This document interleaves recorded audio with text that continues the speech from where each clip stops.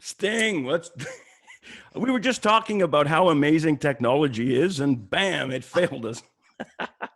Let's do That's that the again. way. That's anyway. It's a pleasure. You look fantastic, and you're doing Jimmy Kimmel tonight, right? I am. Are you nervous? Are you nervous? Yeah. I mean about No, this, I'll about be this show. prepared.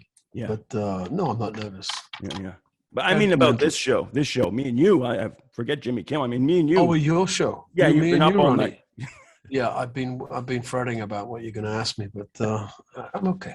But listen, I love the new record, my friend, and it's Thank you. fantastic. It's amazing, and I got to tell you, if I play it one more time in my house, I'm going to have to come and sleep on your couch. Okay. My Is wife it your likes wife it. complaining? No. Yeah, it just. But listen, let me go back if you don't mind. I mean, I wish I had an Sure. hour with you, but I don't. But your father, he delivered milk, I understand, when you were a child. And I don't want to get too philosophical before happy hour, but is it safe to say those early mornings with you and your father shaped who you are now? Yeah, this is something very special about being up in the morning around 5 o'clock when all your school friends are asleep in bed and you're in the freezing cold in snow up to your ankles delivering milk. There's something, I think I've been cut out for something different here. But it did give me an opportunity to dream. You know, when you're up that early and the streets are empty and it's just you and your dad doing a job. I mean, you can't work as a child anymore. But you know, at the age of 7, I was doing that. So I'm grateful for that. It just gave me a sense of being special somehow. Yeah, it's funny. The reason I asked that is I had the great opportunity to interview Daniel Lanois, and somehow we were talking about our paper routes.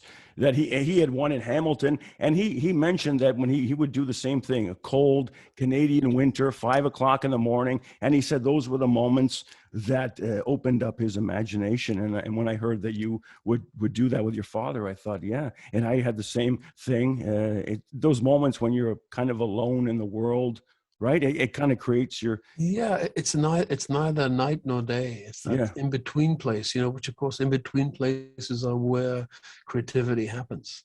Yeah. And then the sun comes up and it's all over. Yeah, people get up, Right. streets are Now, full. now listen, when the pandemic hit and the world went to hell, obviously like everyone, you were forced to stay home, but you have a recording studio. And so you went to your recording studio, and that's where this album, The Bridge, was created. But Yes.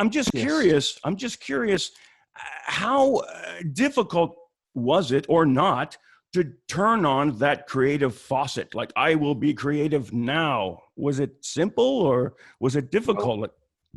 if you think about it, you know, going in the studio and making a record is being in lockdown anyway. You're kind of cloistered for weeks and weeks on end, and you don't see much daylight. You don't see many other people, but the people who you're working with. So it wasn't that unusual.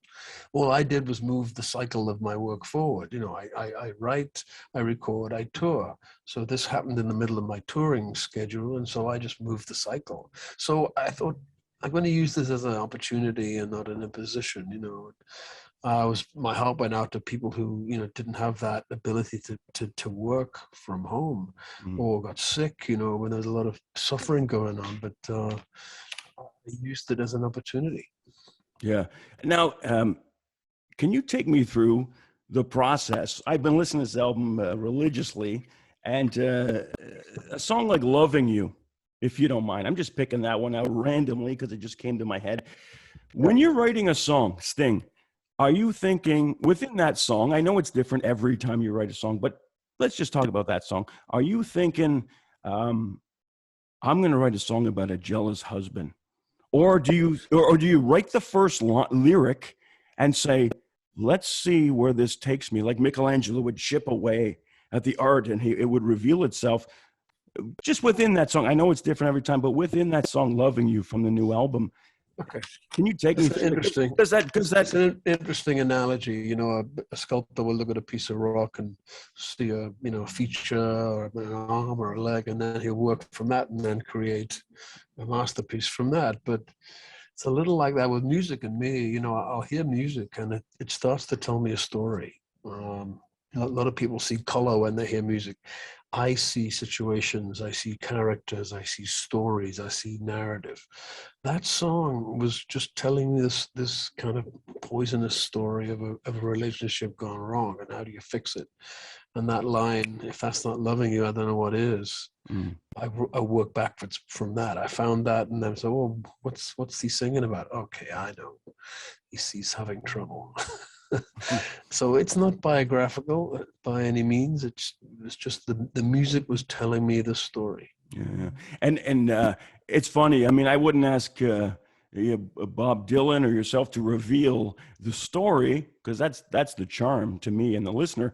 But to me, the character in that song, I don't know whether to feel sorry for him or to be frightened of him a little bit. It's that every breath you take guy. It's that guy again a little bit. Yeah, That's just my take on it. There's anger in the guy. There's anger in the guy. There's also violence in the guy, but it's under control. But it's a serious song, and it's a male song. And I'm not siding with him at all. Mm-hmm. I'm just presenting this character as he is, warts and all. Yeah, absolutely. It's you know what? Every time I listen to this album, Sting, every day I have a different favorite song. Every song on this album, my friend, is different though from the other. You have a like a ballad from the 1600s, and you do one from Otis Redding from 1967. We'll talk about that in a minute. But all these songs on this album are connected somehow, right? I think all the characters I'm writing about are in some sort of transition between worlds, between life and death, between health and sickness, between relationships. And it's that between place that I find the most interesting. They're all looking for a bridge to the future, which of course is the central metaphor of the whole thing. Mm-hmm. They're all connected by a bridge. We're all looking for a bridge, whether we know where it is or what it is. All of us want to find a safer place in the future. We're in crisis, the pandemic, the climate crisis, the political crisis. They're all impinging on our sanity, and all of us are looking for a bridge. And so I thought that was a useful metaphor for this time right now. Yeah. The album's called I The Bridge. Found it yet. Did you, me neither, my friend. Did you contact Billy Joel and say, "Hey, I'm stealing the name of your album"? I did. How'd that go? I did. He's cool with it, right? He said he's totally fine. I said, you made the tactical error of not naming a song The Bridge, so I'm taking it, brother. Yeah, that's what we do. I've heard you say that the hardest thing in songwriting is to be simple and yet profound. And I think in that quote, you were talking about Bill Withers, but you cover Dock of the Bay on this new album. Yeah. And that's a ballad from 1967. I'm curious, what made you pick that song? It kind of goes with the theme of water on this record, doesn't it? It does, but I would never even consider recreating what I consider to be a masterpiece in the first place. Why would you do that? Except I was asked to by the Alzheimer's Society, who had this campaign about people who suffer from dementia remembering music and songs more readily than almost anything else. And so as part of the campaign, they asked me if I could choose a song that I would want to remember if I were to suffer from dementia. And at the top of my list every time, I always put this song, Dock of the Bay. It's one of my favorites since I was 16 years old. So I tentatively created an homage to the great Otis Redding, not because I think I can do any better than that, but it was just because I was asked to. And then we put it on as a bonus track because I think people will be interested to see what kind of madness I get up to. Sure. Kind of extracurricular. Yeah. But you know what? Otis had a hell of one of the greatest singers of all time, but he had a hell of a whistling range too, didn't he? That high, I don't know, I think he hits a high G or something in that. When I noticed you weren't so brave and you went down in the octave on that one. Well, I've got some news for you. Otis didn't do that. He didn't? I wondered if they hired a session whistler. I think it was some guy cleaning the windows outside, but it wasn't Otis. I know that. When I mentioned that you were going to be on the show, people went nuts. I'm going to read out these questions, and you don't have to answer, but this is what people want to know. If Pope Francis would ask you, would you accept to write a full album of songs inspired by religion? You don't need to answer that, but if Pope Francis asked you, would you? And here's another one.